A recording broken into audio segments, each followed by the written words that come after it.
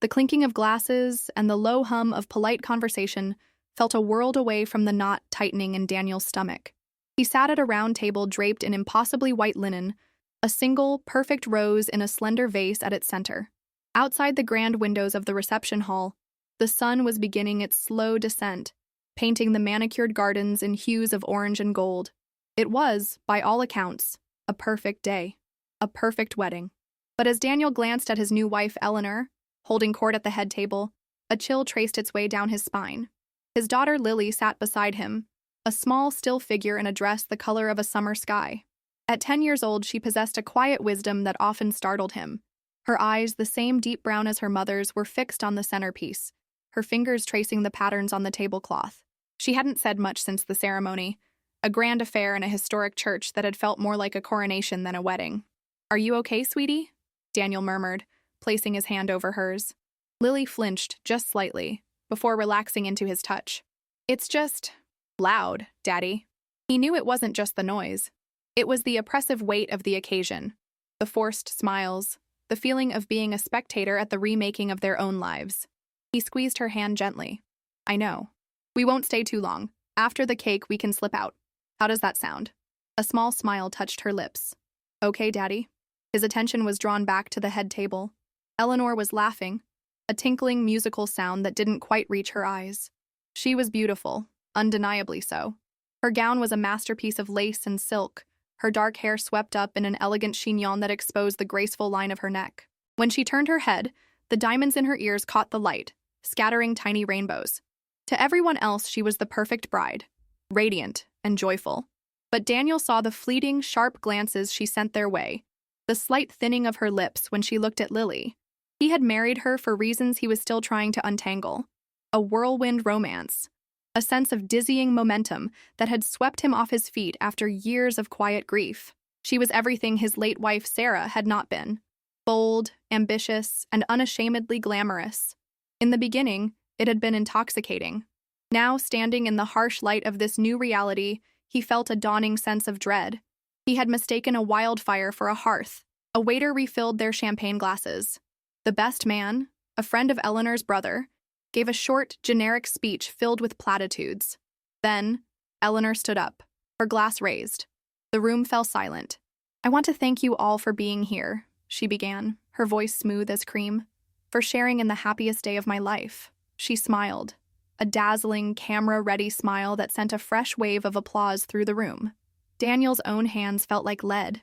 She let the applause die down, her gaze sweeping across the guests before settling, with unnerving precision, on their table. On Lily.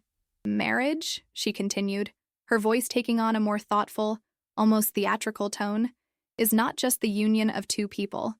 It is the merging of families, of histories, of futures." She paused, letting the words hang in the air. "And sometimes, it means making room, letting go of the past to embrace a new beginning." Daniel felt his jaw clench. He knew where this was going. Beside him, Lily had gone rigid. "To new beginnings," Eleanor said, her eyes locking onto Lily's. "And to understanding that some chapters have to close for a new story to begin. To family, the one we choose." With a final, brilliant smile, she added, "And to all the children who remind us that not every fairy tale has a princess. Sometimes, all you get is the story." The toast was met with a ripple of confused applause. To most, it might have sounded profound, if a little strange, but Daniel heard the poison dripping from every word. He saw the flicker of triumph in Eleanor's eyes. It was a declaration, a subtle but unmistakable dismissal of his daughter, a public branding of Lily as a relic of a past he was supposed to discard. He looked at Lily. A single tear was tracing a silent path down her cheek. She didn't make a sound, but her small body was trembling. In that moment, the gilded cage of the reception hall felt like it was shrinking, the air growing thick and unbreathable. He had made a terrible, terrible mistake, and his daughter was the one paying the price. The rest of the reception passed in a blur for Daniel. He went through the motions, cutting the towering, seven-tiered cake with a silver knife, his hand over Eleanor's, the flash of cameras like a series of small explosions in his vision. He smiled. He nodded. He accepted congratulations from people whose names he couldn't remember. But all the while, his focus was a tight, protective circle around Lily. He had managed to catch her before the tear fell onto her dress, wiping it away with his thumb. "Hey," he'd whispered, his voice fierce. "Don't you listen to her. You are my princess. Always. You hear me?" Lily had nodded, burying her face in his side, her small hands clutching the fabric of his jacket. The applause for Eleanor's cruel toast had been the sound of a door slamming shut in his heart. The wildfire had not just failed to be a hearth, it was beginning to burn down everything he held dear. As soon as the last slice of cake was served, Daniel stood up, pulling Lily gently with him. "We're going," he said, his voice low and firm. He didn't look at Eleanor, didn't offer an explanation to the nearby guests. He simply walked away from the head table, his hand a steady, reassuring presence on his daughter's back, guiding her through the maze of tables towards the grand exit. No one tried to stop them. He felt Eleanor's eyes on his back, a prickling heat of indignation, but he didn't turn around. Let her have her audience, her champagne, her hollow victory. He had to get his daughter away from the battlefield. The cool evening air was a relief after the stifling atmosphere of the hall. The scent of roses and freshly cut grass filled his lungs as they walked along a stone path towards the car park. The sky was now a deep, velvety indigo, studded with the first shy stars. "Daddy?" Lily's voice was small, muffled by his coat. "I'm here, sweetie. I'm right here." They reached his car, a modest sedan that looked entirely out of place among the luxury vehicles that filled the lot. As he fumbled for his keys, he noticed something tucked under the windshield wiper. A long, thick envelope made of heavy, cream-colored paper. His name, Daniel, was written across the front in a familiar, elegant script. He plucked the envelope from the windshield, his heart giving a sudden, sharp jolt. He knew that handwriting. He hadn't seen it in years, but it was as unmistakable as his own reflection. It was from his father, Arthur. A wave of confusion washed over him. His father hadn't been at the wedding.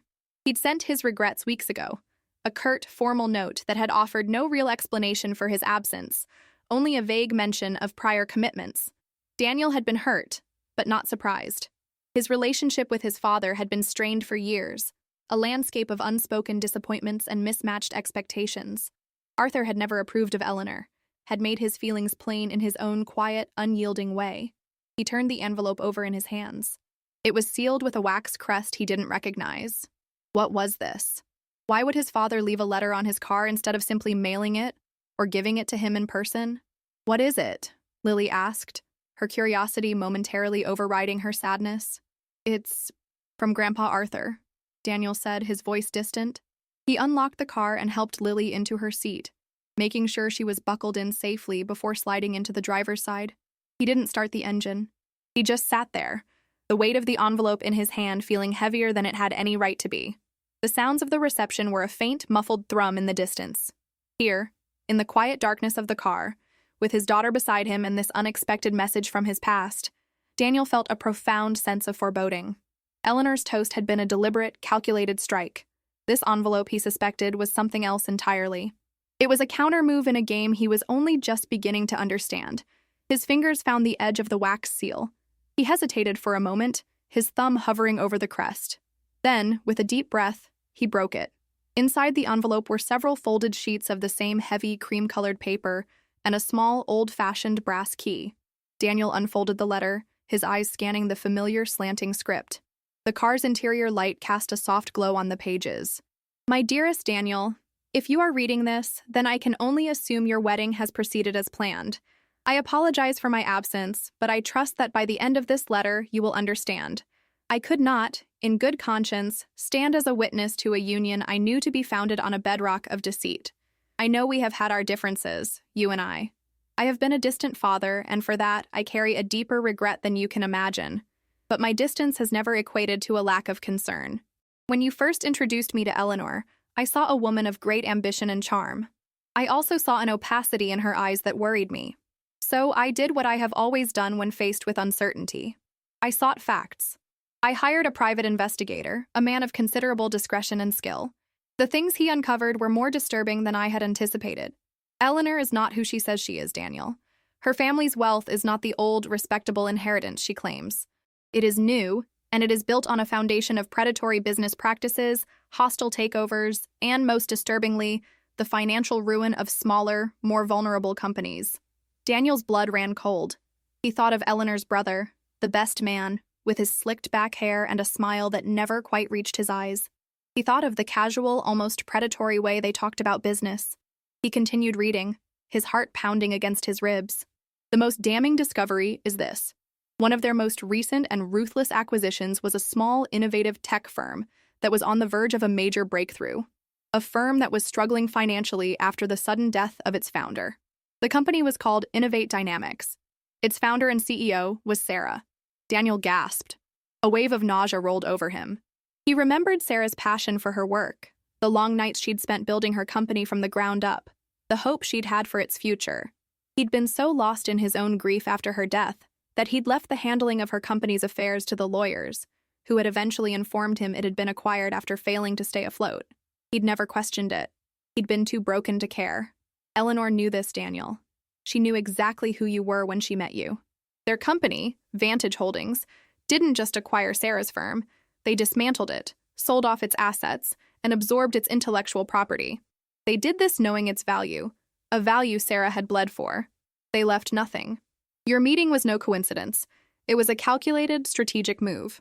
I can only speculate as to the motive, but I suspect it has to do with eliminating any potential future claim you or Lily might have had, or perhaps something even more sinister related to Sarah's patents. I am not telling you this to cause you pain, but to arm you with the truth. Eleanor has not married you out of love. She has married you to bury a secret, to finalize a conquest. She sees you and Lily not as family, but as loose ends. The key enclosed will open a safe deposit box at the City Central Bank on Marlowe Street. The box number is 482.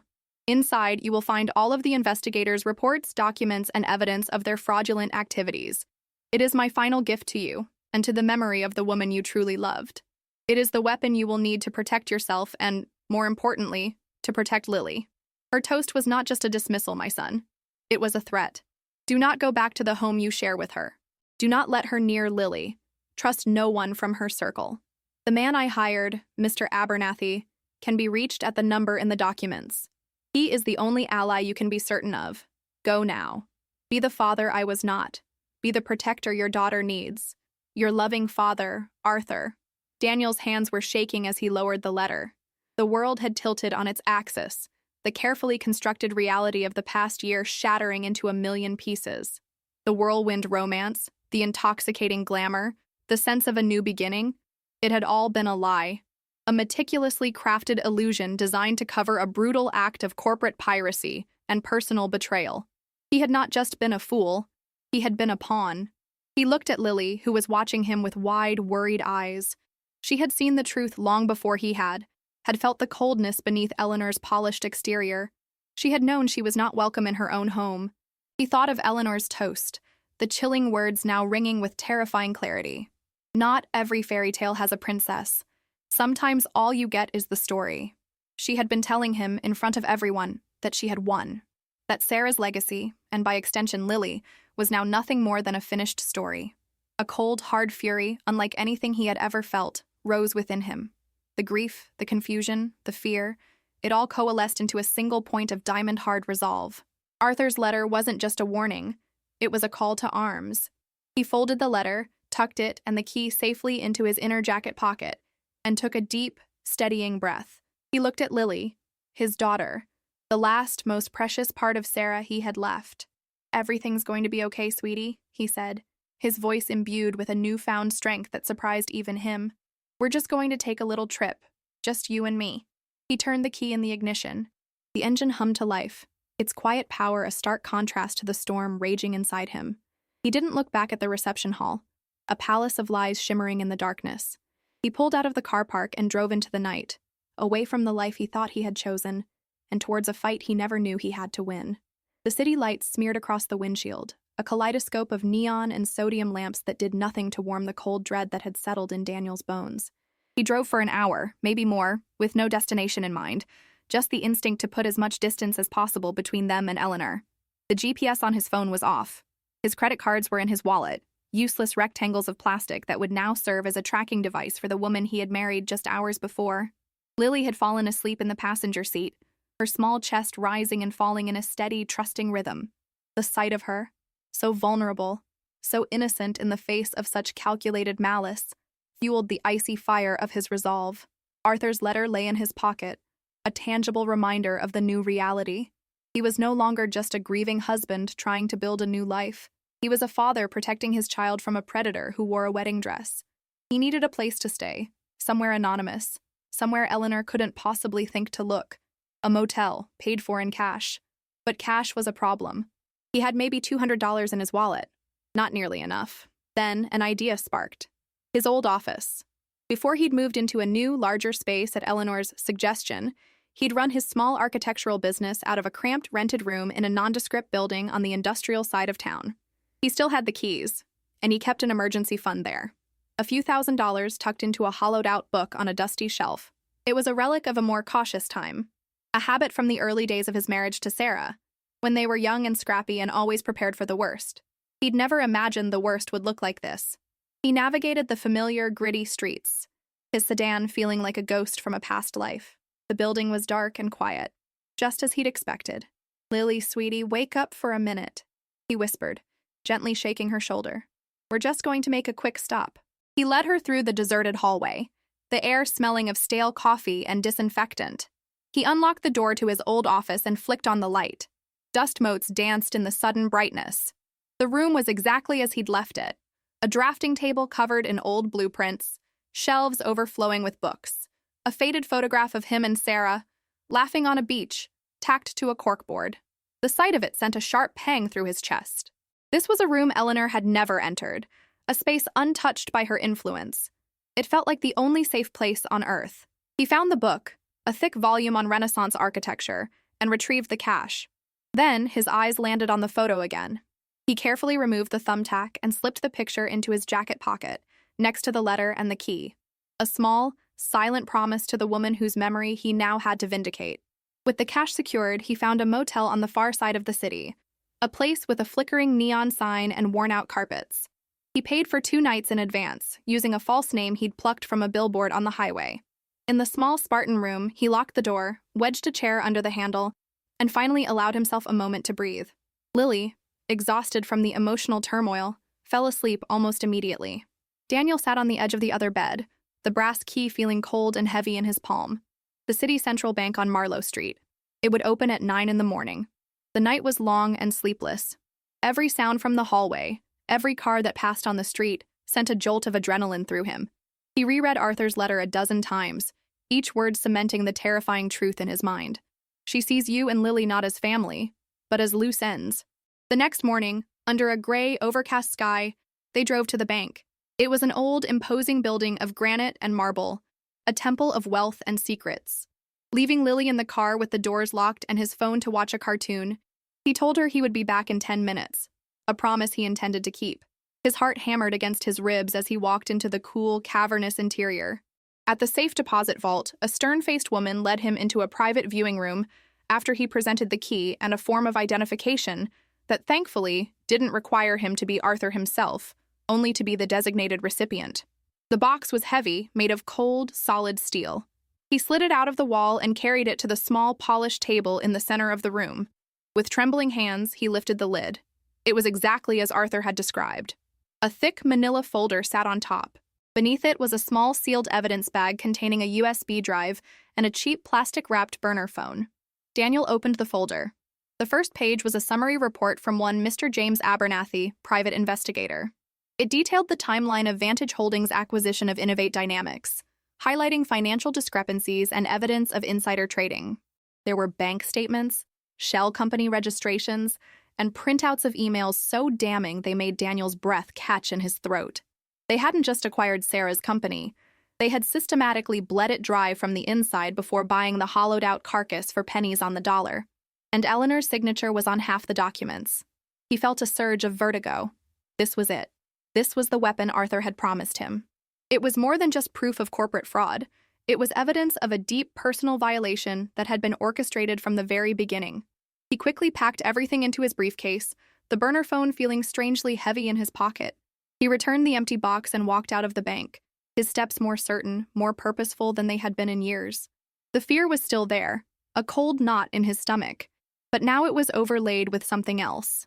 A cold, clear sense of purpose. Back in the car, Lily looked up from the phone. "Did you get it, Daddy?" Daniel looked at the briefcase on the seat beside him, then at his daughter's trusting face. "Yes," he said, his voice quiet but firm. "I got it. This is the beginning of us fighting back."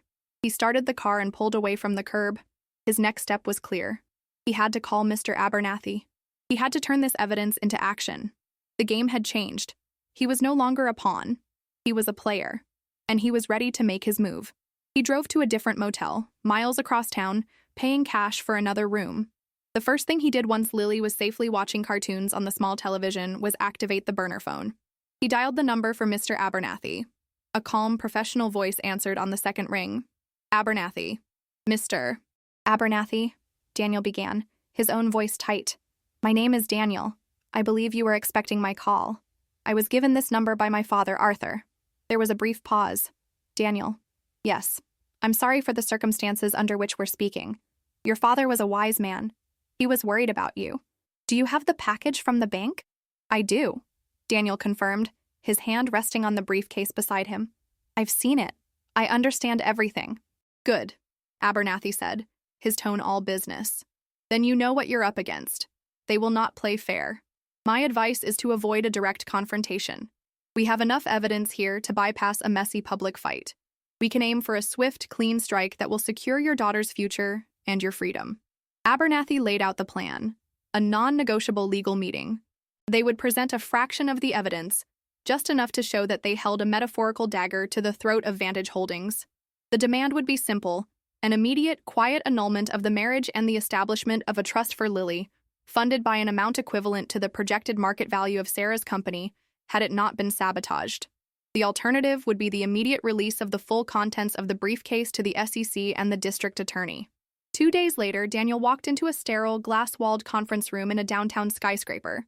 He wore his best suit, a silent armor for the battle ahead. Beside him, Mr. Abernathy looked calm and implacable. Lily was safe, staying with a trusted old friend of Sarah's, a woman Eleanor didn't even know existed. Eleanor swept into the room 10 minutes late, flanked by 2 expensive-looking lawyers. She was the picture of icy fury, her face a mask of indignation. "Daniel," she said, her voice dripping with venom. "I don't know what kind of pathetic game you think you're playing, running off like that. You have humiliated me." Daniel didn't answer. He simply sat, his hands clasped on the polished mahogany table. He looked at her, truly looked at her, and felt nothing but a cold, profound pity. The intoxicating woman he thought he'd fallen for had never existed.